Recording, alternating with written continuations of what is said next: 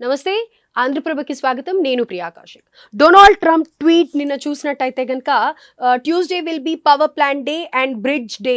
అలాగే ఈ పోస్ట్ చూస్తే ఎంతో ఫ్రస్ట్రేషన్ కనిపిస్తుంది. ఆయన అన్‌పార్లమెంటరీ లాంగ్వేజ్ కూడా యూజ్ చేశారు. ఆఫ్‌కోర్స్ ఇరాన్ ఎక్కడ తగ్గట్లేదు అన్న ఫ్రస్ట్రేషన్ కూడా ఉండొచ్చు. కానీ దానికంటూ ఒక అప్రోచ్ ఉంటుంది. ఎందుకు ఇలా బిహేవ్ చేస్తున్నాడు? That two head of the state అయ్యుండి ఈ రకమైన పోస్ట్‌లు కానీ లేకపోతే బిహేవియర్ కానీ అందరూ ఆశ్చర్యపోతున్నారు. దీనికి గల ప్రత్యేక రీజన్ ఏంటి? దీని గురించే మాట్లాడదాం. ప్రస్తుతం మనతో పాటు రిటైర్డ్ ఐఎఫ్ఎస్ ఆఫీసర్ వినోద్ గారు ఉన్నారు. వారి మాటల్లో తెలుసుకుందాం. హలో సార్, నమస్తే. నమస్కారం.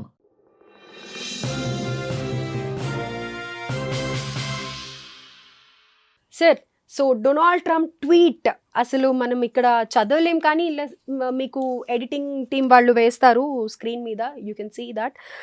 సో ఏంటి సార్ ఇంత ఫ్రస్ట్రేషన్ ఎందుకు కనిపిస్తుంది అని అంటారు? ముందుగా మీ ఛానల్ ద్వారా ప్రేక్షకులకు అందరికీ నమస్కారం.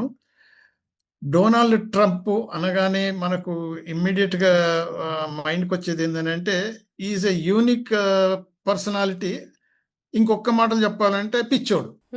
సో ఈ పిచ్చితనం ఎంతో ముదిరిపోయి ఎంత దూరం వచ్చేసిందనంటే, మీరు అన్నారు కదా, అన్‌పార్లమెంటరీ లాంగ్వేజ్, ఒక president of super power in the world, America president అలాంటి మాటలు మాట్లాడటం అనేది ఎందుకు వచ్చిందనంటే, ఒకసారి ఏమైంది, మనం వెనిజువాలా ఇష్యూ వెనక పోయినట్టయితే మిడ్ నైట్ ఆపరేషన్ చేసి కిడ్నాప్ చేసి ప్రెసిడెంట్నే లిఫ్ట్ చేసి ఎత్తుకపోయి అమెరికన్ జైళ్ళలో పెట్టి నెక్స్ట్ ఇన్ వాట్ ఎవర్ లైన్లో ఉన్న వైస్ ప్రెసిడెంట్ను ఇన్ఛార్జ్గా పెట్టి ట్రంపే అనౌన్స్ చేసుకున్నాడు, నేను ప్రెసిడెంట్ ఆఫ్ అమెరికనే కాదు, ప్రెసిడెంట్ ఆఫ్ వెనిజువాలా కూడా అనేసి.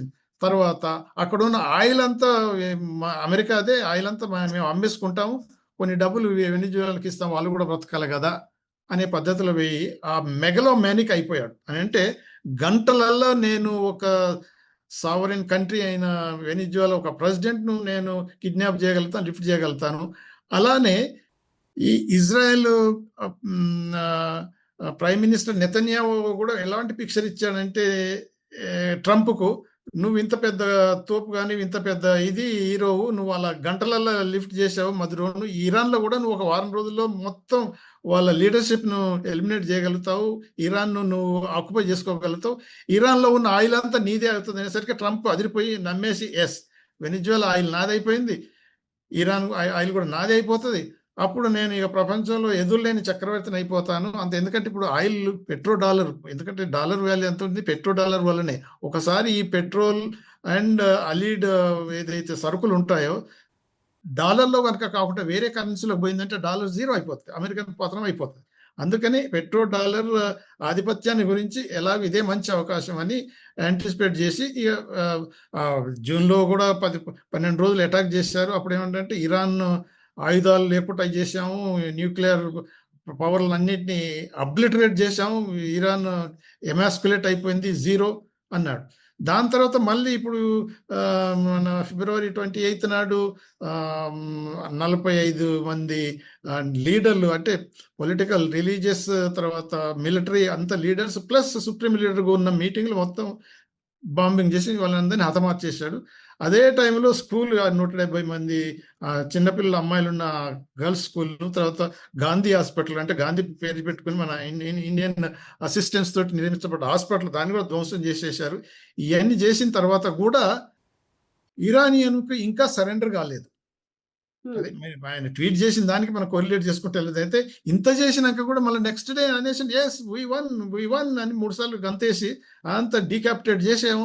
There is no leader left, nobody is there to even talk. దాని తర్వాత no target is there to attack. అంతా ధ్వంసం అయిపోయింది. ఇప్పుడు అంతా గగనతలం, అంటే ఇరాన్లో ఉన్న గగనతలం అంతా, తర్వాత చుట్టూ ఉన్న సముద్రం అంతా మనమే ఆక్యుపై చేసాం, మన కంట్రోల్లోకి వచ్చేసిందని అనౌన్స్ చేశారు. కానీ ఇరానియన్స్ ఈ ఏదైతే జరుగుతున్న యుద్ధం 20 ఏళ్ల నుంచి ప్రిపేర్ అవుతున్నట్టు మనకు అంటే సమాచారం అందుతున్నది. 1979లో ఎప్పుడైతే ఇది ఇస్లామిక్ రెవల్యూషన్ వచ్చేసి ఆ షారిజంను అంతమంచారు, అమెరికన్స్ను పారదోలారు, అమెరికన్ ఎంబసీని వాళ్ళు ఆక్యుపై చేసుకొని 444 రోజులు వాళ్ళ ఎంబసీని మొత్తం స్టాఫ్ని మొత్తం బందీలుగా పెట్టుకున్నారు. తర్వాత అప్పుడు జరిగిన ఏది రెస్క్యూ ఆపరేషన్స్ ఎలా ఫెయిల్ అయిందో ఇప్పుడు కూడా బయటకు వస్తుంది. ఎందుకంటే నిన్న అది జరిగిపోయింది కాబట్టి వాళ్ళ ఆర్మీ పైలట్ ఫైటర్లను కూడా ఇద్దరిని తీసుకెళ్ళామని వాళ్ళు ఏదైతే చెప్తున్నారో అది ఇప్పటికి కూడా ఇంకా డౌట్ఫుల్ గానే అని ఇరానియన్స్ అంటున్నారు. సరే ఏదో ఒకటి కానీ ఏమైనా ఈ ఫ్రస్ట్రేషన్ల రోజుకు రోజుకు ట్రంప్ ఇంకా అధికమైన ఫ్రస్ట్రేషన్లో పోతున్నాడు. దానివల్ల ఏమైందంటే ఈజ్ లూజింగ్ హిస్ బ్యాలెన్స్. లేకపోతే అన్పార్లమెంటరీ అటువంటి లాంగ్వేజ్ మామూలు రోడ్డు మీద ఉన్న ప్రజలు కూడా వాడరు. అంటే ఆ లెవెల్కు దిగజారిపోయింది కాబట్టి ట్రంప్ను అంత అన్ప్రిడిక్టబుల్ పర్సన్, అంత అన్సర్టనిటీ తోటి నడిచే పర్సన్ కాబట్టి ఆయన ఏమన్నా ఏం చేసినా కానీ ఇప్పుడు ప్రజలు ఎవరు పట్టించుకోవట్లేరు. ట్రంప్ వల్ల అమెరికన్ క్రెడిబిలిటీ ప్రపంచంలో చాలా దిగజారిపోతుంది. సరే ట్రంప్ పాపులారిటీ మొత్తం పడిపోయింది. ఈ ఇరాన్ వార్లో ఇప్పుడు ఇరాన్ ఓడిపోయినా గెలిచిన అమెరికా పతనం ఆల్రెడీ మొదలైపోయింది. ఇరాన్ గెలిచినట్టే లెక్క. అంటే ఇప్పుడు 5 వారాలు అయిపోయి 6వ వారంలో నడుస్తుంది. ఇప్పుడు ఆయన అనుకున్నది ఏంటంటే వారం 10 రోజులలో మొత్తం డీకాపిటేట్ చేసి సరెండర్ అయిపోతారని. ఇప్పుడు ఏమన్నాడు అంటే ఆయన ఇచ్చిన ట్వీట్ల ప్రకారం ఏంటంటే ఈ ఇరాన్ ఇన్ఫ్రాస్ట్రక్చర్ ఇప్పటిదాకా నేను ఏం డిస్ట్రాయ్ చేయలేదు, ఇప్పుడు మాత్రం ఓవర్ నైట్లో మొత్తం డిస్ట్రాయ్ చేసేస్తాను. పవర్ ప్లాంట్ని అయితే ఉంది, ఎనర్జీ ప్లాంట్ని అయితే ఉంది, బ్రిడ్జెస్ అయితే ఉంటుంది, ఎవ్రీథింగ్ డిస్ట్రాయ్ చేసేస్తా విత్ ఇన్ 3-4 అవర్స్లో చూడు అని ఇస్తున్నాడు. ఇరానియన్స్ కూడా అన్నారు ఓకే. ఇప్పుడు కూడా ప్రెసిడెంట్ వాళ్ళ ఇరాన్ ప్రెసిడెంట్ అన్నాడుగా 14 మిలియన్ల ప్రజలు ఇరానియన్స్ ఇంక్లూడింగ్ మీ కూడా వీఆర్ రెడీ టు సాక్రిఫైస్. వాళ్ళు ఏమంటున్నారంటే హ్యూమన్ చైన్ పెట్టండి, ఏది మన పవర్ ప్లాంట్స్లలో కానీ డీసాలినేషన్ ప్లాంట్స్లలో కానీ తర్వాత ఎనర్జీ స్టోరేజ్ ఏరియాలో కానీ అంత మొత్తం హ్యూమన్ చైన్స్ పెట్టండి, let them kill, will see. ఇప్పుడు ట్రంప్ ఏమనుకున్నాడు, సుపీరియర్ పవర్ అది మనల్ని ముట్టుకుని మనం అంటే అందరూ వణికిపోవాలనే పద్ధతులు అనుకున్నారు. కానీ ఆ హైటెక్ ఏదైతే అమెరికా అనుకున్నదో ఈ అప్రోప్రియేట్ టెక్, నాట్ లో టెక్, ఇరాన్ ఈజ్ నాట్ లో టెక్, అప్రోప్రియేట్ టెక్నాలజీ ఉపయోగించి వాళ్ళ F-35 అని అంటే దాన్ని మించిన వెపనే లేదు ప్రపంచంలో అన్నారు. F-35ని కూలగొట్టారు ఇరానియన్స్. F-16, F-15, F-10 ఏదంటే అది మొత్తం ఇట్లా కూలగొడుతున్నారు ఇరాన్. అదే సార్, అంటే ఈ ఫ్రస్ట్రేషన్ కూడా ఒకటి యాడ్ అయ్యింది అనుకోవచ్చా? ఎందుకంటే నిన్న ఒక్క రోజులోనే 12 వెపన్స్ వాళ్ళవి కూలగొట్టేసిన ఫ్రస్ట్రేషన్ కూడా ఒకటి యాడ్ ఆన్ అయ్యింది అనుకోవచ్చా? మొత్తంగా చూసుకుంటే మొన్న నిన్నటితో కంపేర్ చేసి చూస్తే 32 వెపన్స్ వాళ్ళవి నేలమట్టం చేసేసారు ఇరానియన్స్. అదే కదమ్మా, ఇప్పుడు ఎందుకంటే ఫ్రస్ట్రేషన్ పెరిగిపోతుంది. ఎందుకంటే ఇప్పుడు రాను రాజు ఇంకా కొన్ని రోజులు ఎక్కువైతే వారైతే అమెరికా ఏదైతే అనుకున్నా, ఇప్పుడు అమెరికన్ సైక్ ఏంటంటే వాళ్ళు వెపన్స్ ప్రొడ్యూస్ చేస్తారు. డెవిల్స్ థియరీ, వెపన్స్ ప్రొడ్యూస్ చేయటం, అవి టెస్ట్ చేయటం, బ్యాటిల్ ఫీల్డ్లలో సుపీరియారిటీ ప్రూవ్ చేయటం, వేరే దేశాలకు అమ్ముకోవటం, డబ్బు సంపాదించుకోవటం. ఇప్పుడు ఈ F-35 కూలిపోయిన తర్వాత 2 కూలిపోయిన తర్వాత ఏదైతే కంట్రీస్ F-35 కొనడానికి సంతకాలు చేసి రెడీగా ఉన్నాయి అవన్నీ క్యాన్సిల్ చేసుకుంటున్నాయి. ఇది ఏంటి F-35 సుపీరియర్ అంటే అంటే ఏమంటారంటే దానికి ఎదురు లేదు, బ్రహ్మాస్త్రం అని మనం అనుకుంటాం, అంతకంటే ఎక్కువ అస్త్రం అన్న అమెరికా మాటలు ఏమైపోయింది, కుప్పగొలిపోతుంది. ఇరాన్ చేతిలో ఇది లో టెక్, అప్రోప్రియేట్ టెక్, చిన్న టెక్నాలజీ కూడా లేకపోయిన కంట్రీతో ఇవాళ కూలగొడుతున్నారంటే దిస్ ఈజ్ నథింగ్. ఇంత మనం బిలియన్స్ పెట్టి కొనటం అవసరం లేదు, క్యాన్సిల్ చేసుకుంటున్నారు. అంటే ఎంత ఫ్రస్ట్రేషన్స్.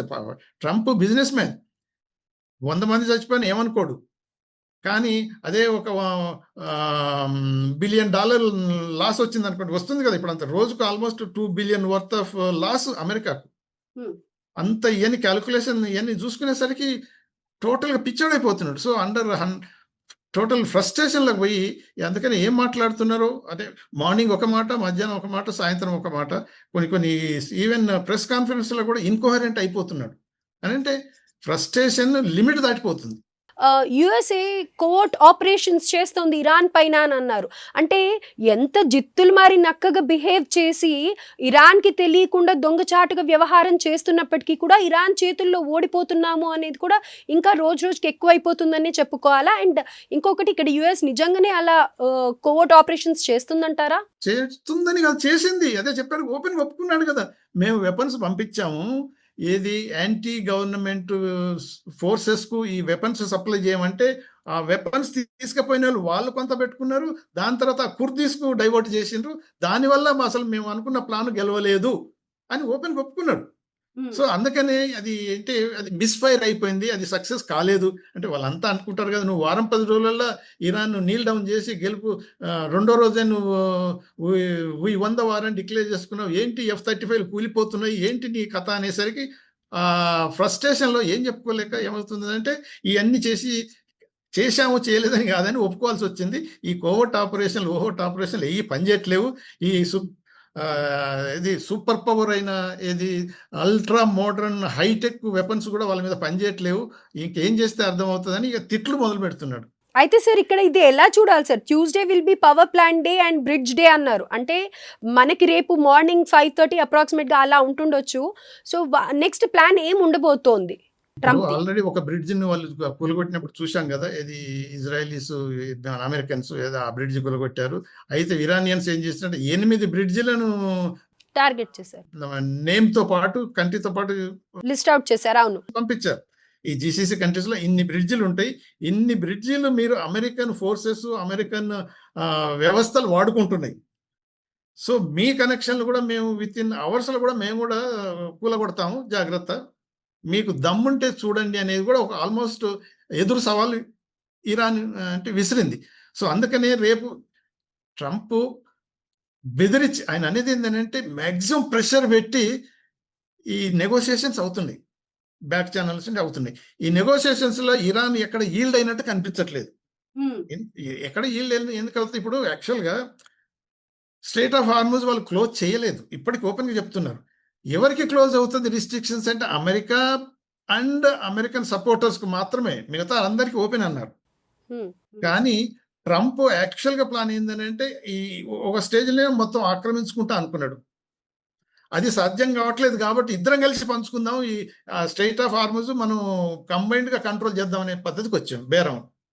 వీళ్ళు ఇరాన్ వాళ్ళు అది కూడా అంటలేరు. తర్వాత ఏమన్నాడంటే కర్గ్ ఐలాండ్ ఆక్యుపై చేసుకొని అక్కడ ఆయిల్స్ 90% ఇరాన్ ప్రొడక్షన్ అక్కడి నుంచే పోతుంది కాబట్టి దాన్ని కంట్రోల్ చేద్దాం అనుకున్నాడు. అయితే అది కూడా పాసిబుల్ కావట్లేదు. సో, ఎక్కడ ఏం చేయాలనుకున్నా అది సాధ్యం కావట్లేదు కాబట్టి మొత్తం ఫ్రస్ట్రేషన్‌లో పోయి ఇటువంటివన్నీ అనౌన్స్ చేసి ఓకే. మీ పవర్ ప్లాంట్స్‌ను ధ్వంసం చేసేస్తాను. మీ బ్రిడ్జిలను కూలగొడతాను. మీ ఎనర్జీ రిసోర్స్‌ను నాశనం చేసేస్తాను అనేది ఒక విధమైన థ్రెట్స్ ఇస్తున్నాడు. ఈ థ్రెట్స్ వల్ల వీళ్ళు భయపడిపోయి ఓకే. సరే మీరన్న కండిషన్స్ ఏదో 15 కండిషన్స్ ఇష్టం వచ్చిన కండిషన్స్ రాసి పెట్టిండు కదా! వాళ్ళేం చేసారు ఇయన్నీ మాకు నచ్చవు. మేము కూడా కొన్ని కండిషన్స్ పెడతామన్నారు. 5 కండిషన్స్ పెట్టిర్రు. ఇప్పుడు ఏంటనంటే ఇరాన్ ఏమంటుంది ఆయన అన్నాడు ఏది ఇప్పుడు మన ఈ ఫ్లైట్స్ ఏదైతే F-16 అయన్నీ కూలిపోయినాయో అది ఏంటి అనంటే ఇప్పుడు ఇరానియన్స్ ఇన్వెస్ట్‌గా చెప్పేది ఏందనంటే వీళ్ళు న్యూక్లియర్ ఫ్యూయల్ ఏదైతే ఉన్నదో 450 కేజెస్ ఎక్కడైతే ఉన్నదో దాన్ని వీళ్ళు ఎలాగో కబ్జా చేయాలా, తీసుకెళ్ళాలి అనే ప్రయత్నంలో చేసి ఇటువంటి అంటే సీక్రెట్ ఆపరేషన్ మొదలుపెట్టారు. అది ఫెయిల్ అయిపోయింది అని ఇరానియన్స్ ప్రకటిస్తున్నారు. అంటే ఇట్స్ వెరీ పాసిబుల్. ట్రంప్ ఏమంటున్నాడంటే న్యూక్లియర్ మెటీరియల్ ఉన్నది అది మాకిచ్చేయి. దాని తర్వాత నువ్వు న్యూక్లియర్ రీసెర్చ్‌లో ఏం మొదలుపెట్టనని సంతకం చేసేయి. అంటే నీ బాలిస్టిక్ మిసైల్స్ కూడా చేసుకోవడానికి వీళ్ళు అంటే వేరియస్ కండిషన్స్ ఏదైతే పెడుతున్నారో ఇరాన్ మాత్రం వాటికి ఒప్పుకోవట్లేదు. ఏ మేజర్ హర్డిల్ ఎక్కడుందంటే ఇప్పుడు స్టేట్ ఆఫ్ ఏమన్నాడు? మొన్ననేమన్నాడు? నీకు అందరితోనేమంటే స్ట్రెయిట్ ఆఫ్ హార్ముజ్ క్లోజ్ అయిందా? ఓపెన్ అయిందా? మాకసలు సంబంధమే లేదు. మేము వాడుకుంటలేదు. అదర్ కంట్రీస్ ఏయైతే వాడుకుంటున్నారో మీరే ఎళ్ళండి. బలవంతంగా తీసుకోండి. ఇరాన్ మేము అంటే బలహీనపరిచాం. ఇప్పుడు మీరు ఆక్యుపై చేసుకోండి అన్నాడు. మళ్ళీ ఇప్పుడేమిటంటే నువ్వు ఓపెన్ చేస్తావా లేదా? నిన్ను ఇది నాశనం చేస్తానని మళ్ళీ ఇప్పుడు అంటున్నాడు. అండ్ నో మీడియా ఎక్కడ కూడా మనకి ఇప్పుడు పీస్ టాక్స్ అవుతున్నాయి అని చెప్పేసి ట్రంప్ చెప్తున్నారు. కానీ అక్కడ ఎవరితో మాట్లాడుతున్నారు? బికాజ్ అక్కడ ఇరాన్‌లో ఎక్కడ కూడా మనకి మేజర్‌గా డిస్కషన్స్ చేయటానికి ఏ సుప్రీం లీడర్స్ కనిపియట్లేదు. ఎవరు అక్కడ అడ్మినిస్ట్రేటివ్ ఆఫీస్ నుంచి కూడా ఎవరు కనిపియట్లేదు. అలీ కమీనీ చనిపోయిన తర్వాత ముస్తఫా కమీనీని అన్నప్పటికీ ముస్తఫా కమీనీని హైడ్ చేస్తున్నారు because of security purpose.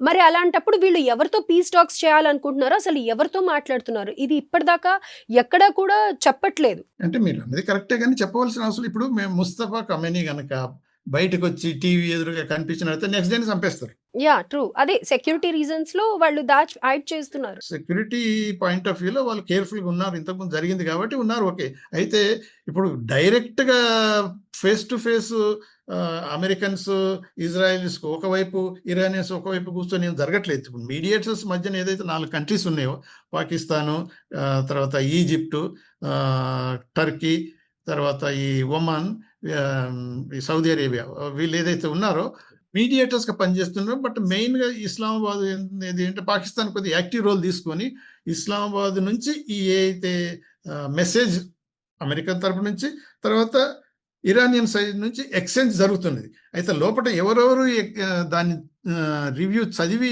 Decision తీసుకుంటున్నారనేది అంత అందరికి తెలియదు. బట్ అనుకునేదేందంటే పార్లమెంట్ స్పీకరు, తర్వాత ప్రెసిడెంటు, తర్వాత ఫారెన్ మినిస్టరు వాళ్ళంతా ఇది చూసిన తర్వాత ఆ ముస్తఫా కమ్యూనిటీని కూడా డిస్కస్ చేసిన తర్వాత రిజెక్ట్ చేశారు అనేది మాత్రం మనకున్న సమాచార ప్రకారం. ఇక అదర్ సైడ్ అయితే వాళ్ళు ఇక ఇంకెవరు డిసైడ్ చేయరు, ట్రంపే కదా! హ్మ్. నేమ్‌కైతే నలుగురిని పెట్టాడు ఆయన. బట్ అల్టిమేట్ డిసిషన్ ఆయనదే. ఏది విట్‌కాఫ్ అయినా, తర్వాత జారెడ్ అయినా, మన వైస్ ప్రెసిడెంట్ అయినా వాళ్ళు ఏదైనా గాని డిసిషన్ తీసుకునేది స్టేజ్ అయితే కాదు. సో, ట్రంపే డిసైడ్ చేస్తాడు. అది అంటే బ్యాక్ ఛానెల్ అనేది ఇలా నడుస్తుంది. ట్రంప్ కూడా అంటున్నారు కదా ఓపెన్‌గా no they negotiations are going on but మేము అనుకున్నట్టు జరగట్లేదు. స్టిల్ దే ఆర్ అంటే very tough. They are not accepting అని అనౌన్స్ చేస్తూనే ఉన్నాడు. మళ్ళీ అనౌన్స్ చేసేటప్పుడు కూడా అదే భయపెడుతున్నాడు. సో వీళ్ళేమంటారంటే అండర్ థ్రెట్ మేమేమి అగ్రీ కాము. హ్మ్. మేమిచ్చిన కండిషన్స్ మా రెస్పెక్ట్ అంటే సావరెనిటీ తర్వాత సెల్ఫ్ రెస్పెక్ట్ అనేది మేము కూడా మేజర్ పాయింట్స్‌గా పెట్టుకుంటాం. తర్వాత ఈ వార్ రిపరేషన్స్ అంటే ఇన్ని నష్టాలు చేశారు. దీనికి మీరు చెల్లించాలి. కానీ అలాంటి ఇరాన్ కూడా మరి గల్ఫ్ కంట్రీస్‌లలో అదర్ కంట్రీస్‌లో చేసింది కదా! సో ఆ పాయింట్ కొద్దిగా స్టిక్కీ పాయింటే. కాకపోతే ఇప్పుడు ఏంటి ఆహ్, న్యూక్లియర్ ఇష్యూ అనేది ఆళ్ళు మొదటి నుంచే అంటారు. మేము న్యూక్లియర్ బాంబు తయారు చెయ్యము అని కూడా సంతకాలు చేయనీకి రెడీగున్నారు కదా! అప్పుడే ఫిబ్రవరి 27థ్ నాడు యాక్చువల్‌గా అన్ని డిస్కషన్స్ అయిపోయి అన్నీ అగ్రీ అయిపోయినారు. యెస్. ఆల్మోస్ట్ సంతకాలు చేసి ప్రెస్ రిలీజ్‌లు ఇవ్వాలి. ఇయ్యక ముందే ఆ నైటే వీళ్ళు ఇయన్నీ చేసేసిండ్రు. అనంటే ఇదొక ఇరానియన్స్ అనేది ఏందంటే వి డోంట్ ట్రస్ట్ అమెరికా. ఒకవైపు డైలాగ్ అంటారు, డిస్కషన్ అంటారు, నెగోషియేషన్స్ అంటే వెనక వైపేమో పొడుస్తా ఉంటారు. బాంబులేసేస్తారు. నో. మాకు గ్యారంటీ ఇవ్వాలి. ఇంక ఫ్యూచర్‌లో అటాక్ చేయమని. అది ఒకటి. సో, ఆ గ్యారంటీ మరి ఎవరిస్తారు? ఇంకోటేందనంటే వాళ్ళకున్న న్యూక్లియర్ ఫెసిలిటీస్ ఏంటి అనంటే సివిలియన్ యూజ్‌కు ఏ కంట్రీ అయినా వాడుకోవచ్చు. As NPT signed country. వాళ్ళు సైన్ చేశారు. మనమన్నా చేయలేదు గానీ వాళ్ళు సైన్ చేశారు. సైన్డ్ కంట్రీ కాబట్టి మాకు మినిమమ్ ఫెసిలిటీ మేము చేసుకునేది మాకు కలిగించాలి. Under international atomic energy agency సూపర్విజన్‌లో మేము చేసుకుంటాం. That is okay. అలౌ చేయాలనేది. సో, బట్ ఎనీవే ట్రంప్ ఉద్దేశ్యం ప్రకారం ఏంటనంటే వీళ్ళంతా సరెండర్ అయిపోయి ఆయన ఒక చక్రవర్తి వీళ్ళంతా సామంతు లెక్క అంటే సలాం కొట్టాలనే పద్ధతిలో వీళ్ళు లేరు. నువ్వెంత నేనెంత అనే పద్ధతిలో ఇరానియన్స్ ఉన్నారు కాబట్టి ఇప్పుడు ఆ ఇంబాలెన్స్డ్ అంటే బ్యాలెన్స్ తప్పిపోయి ఇటువంటి స్టేట్మెంట్లు ఇవ్వటం అన్‌పార్లమెంటరీ లాంగ్వేజ్ వాడటం అనేది జరుగుతున్నది. కానీ అది చాలా వరకు అమెరికాకు చాలా నష్టం అవుతది. అయితే ఒక మాట ఇక్కడ చెప్పొచ్చు ఏంటంటే ఇరాన్‌లో రెజిమ్ చేంజ్ అని అంటున్నారు గానీ అక్కడ అమెరికన్ ప్రజలే లక్షల మంది రోడ్ల మీదకొచ్చి అమెరికాలోనే రెజిమ్ చేంజ్ కావాలని కోరుకుంటున్నారు అని మొత్తం అమెరికన్ న్యూస్ చెప్తుంది. రైట్. సో, ఎక్కడికో వెళ్లి రెజీమ్ చేంజ్ చేయాలనుకున్న ట్రంప్‌నే అమెరికన్స్ రెజీమ్ చేంజ్ చేయాలి అని అనుకుంటున్నారు. ఆ స్థితికి తెచ్చుకున్నాడని చెప్పుకోవాలి. అంటే ఇంత హెడ్ ఆఫ్ ది స్టేట్ అయ్యుండి ఇలాంటి మాటలు మాట్లాడడం కానీ, నిమిషానికి ఒక స్టేట్మెంట్ పాస్ చేయడం కానీ, ట్వీట్ చేయడం కానీ చాలా అంటే దీనికంటూ ఒక పర్సెప్షన్ ఉంటుంది. మాట్లాడే విధానం ఉంటుంది. ఆ విధంగా మాట్లాడితే బావుండేది. అంటే ప్రైవేట్‌గా మాట్లాడుకున్నా ఓకే. కానీ పబ్లిక్‌లో వచ్చి ప్రపంచమంతా చూస్తోంది వార్ ఏమవుతుంది అన్న సందర్భంలో డొనాల్డ్ ట్రంప్ ఇలా వ్యాఖ్యానించడం, ఇలాంటి ట్వీట్స్ చేయడం అనేది చాలా ఆశ్చర్యానికి గురిచేస్తుంది. అండ్ వార్ ఎక్కడికి దారి తీస్తుంది అనేది రేపు ఇంకా ఇంట్రెస్టింగ్‌గా ఉండబోతుందని అనిపిస్తోంది. ఇంకా ఎస్కలేట్ అయ్యే ఛాన్సెస్ కూడా ఉన్నాయి అని అనిపిస్తుంది. బికాస్ ఇవాళ ట్యూస్‌డే మనం ఏదైతే ఇంటర్వ్యూ చేస్తున్నామో మనకి రేపు మార్నింగ్ వెడ్నెస్‌డే 5:30కి ఎర్లీ మార్నింగ్‌కి మనకి వాళ్ళు తీసుకునే యాక్షన్ కానీ నెక్స్ట్ ఒకవేళ ట్రంప్ ప్రెస్ మీట్ పెడితే కానీ మనకి అప్డేట్ వస్తుందన్నమాట. అప్పటిదాకా wait and watch. Thank you sir. Thank you so much.